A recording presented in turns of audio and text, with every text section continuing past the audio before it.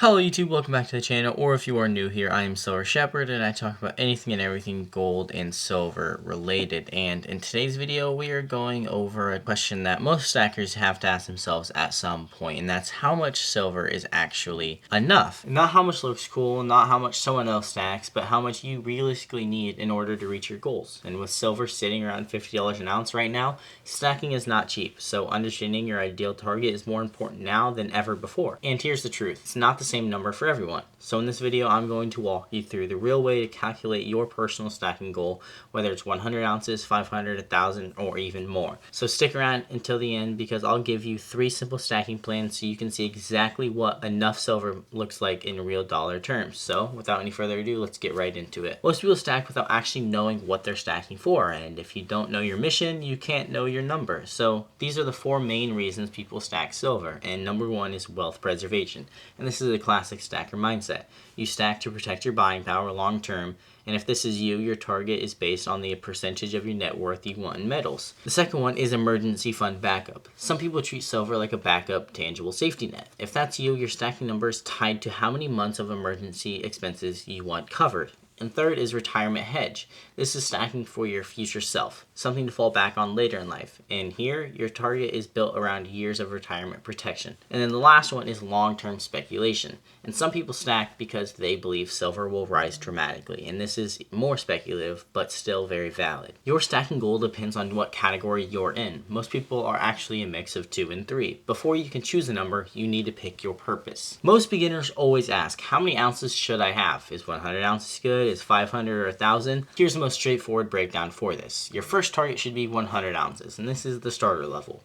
It's the biggest milestone for most beginners. At today's price of $50, 100 ounces would be $5,000, and this level gives you a solid emergency reserve, some liquidity, a foundation to build on. If you're new, 100 ounces is a great first goal. Target 2 is 250 ounces, and this is the comfort level. This is where your stack begins to feel substantial. 250 ounces at $50 is $12,500 in silver, and at this level you have a meaningful hedge, options for selling, a good mix of coins, rounds, and bars more than likely, and protection against inflation. And this is when many stackers consider minimum long-term protection. Target number 3 is 500 ounces, and this is where you start to become a serious stacker. This is the level where silver becomes a real asset class in your life. 500 ounces is $25,000 in silver.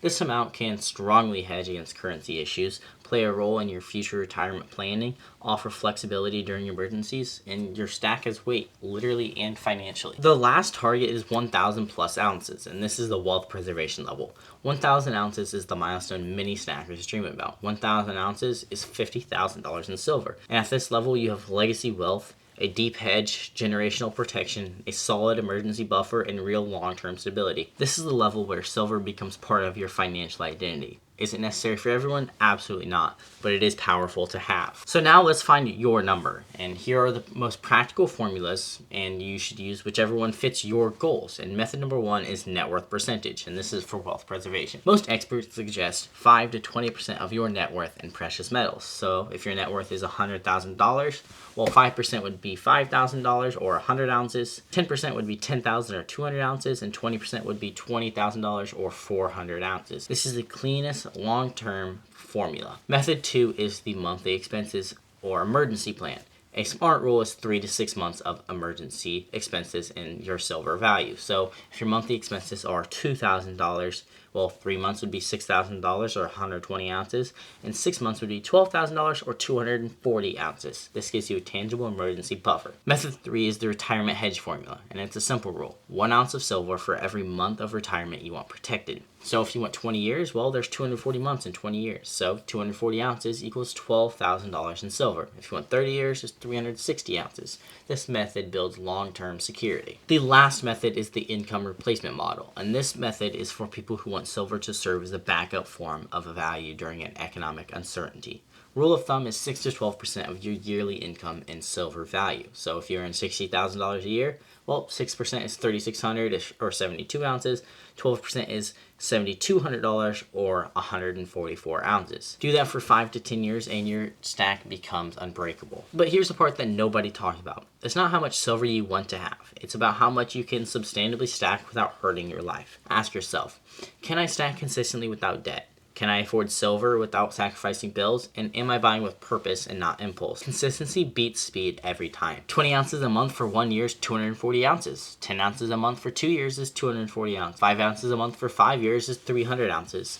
Slow stackers still win because they don't quit. Consistently will beat buying everything at once every single time. Here are 3 real-world examples to help you see what's realistic. So plan A is a budget stacker, and that'd be about $150 a month, and that'd get you 3 ounces at silver being $50. And in 1 year, you'd have 36 ounces. 3, you'd have 100, and in 5, you'd have 180. This is slow but steady, and it works. Plan B is the consistent stacker, and that would be about $300 a month, or 6 ounces. 1 year, you'd have 72 ounces. Year 3, you'd have 216, and in year 5, you'd have 360. This person hits the 250 to 400 ounces pretty comfortably. And the last plan, plan C, is the aggressive stacker. And with about $600 a month, you get 12 ounces. And in 1 year, you'd have 144 ounces. Year 3, you'd have 432 ounces.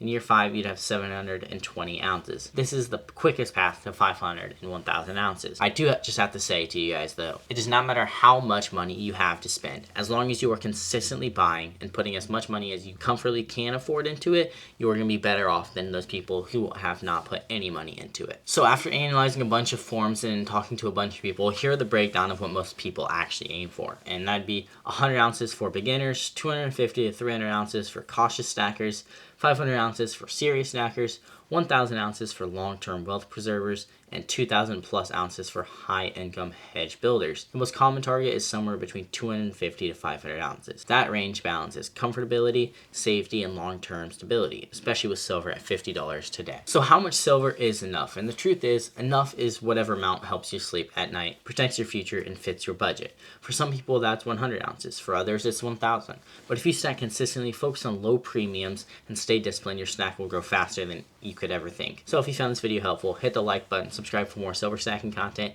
and comment below what's your silver stacking goal for 2025. Thanks for watching, and I'll see you guys in the next one.